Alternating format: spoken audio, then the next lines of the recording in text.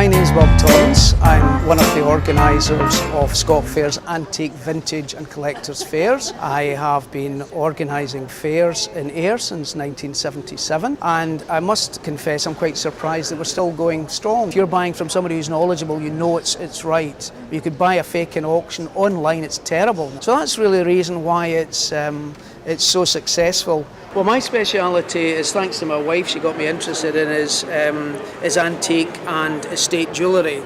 So that means that everything I have is previously owned. This one's citrine, this one's Mexican fire opal, this is tanzanite, so this is brandy citrine, sapphire, this one's sapphire, this is a Japanese Akoya pearl, this is amethyst, this is ruby and diamond, and this one here is iolite. Engagement rings from this period.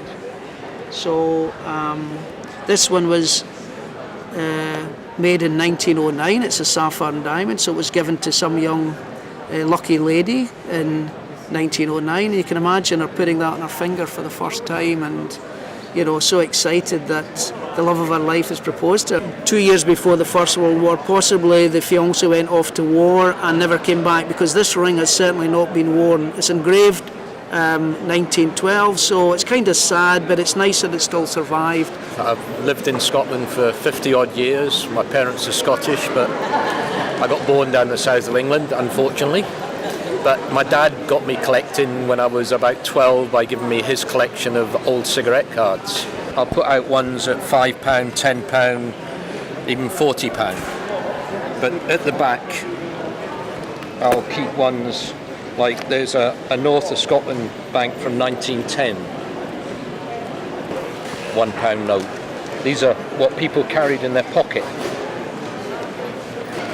There's one from the Stornoway, from the islands. Not that rare, but still 1823 banknote. I like my football. I like early football stuff. And Scottish junior football was very big at one time, and it's not so big now, but they're quite hard to get. Getting the early programmes.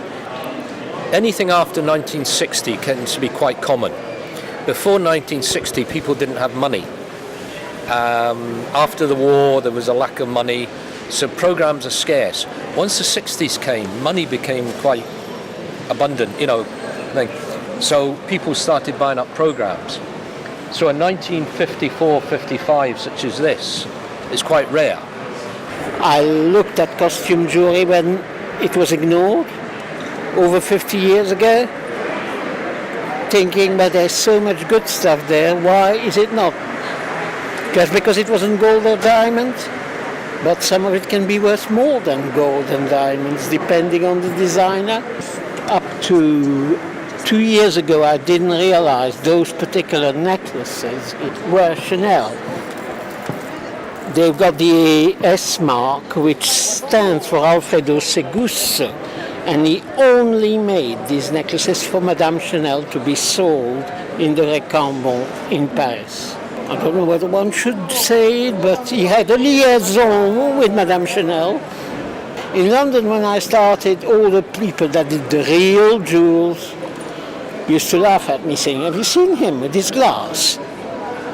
But I wish I could turn the clock back, because in those days I used to go around the little markets in London, buy Dior and Chanel and all that for maybe £5 or £10 and sell it for 20.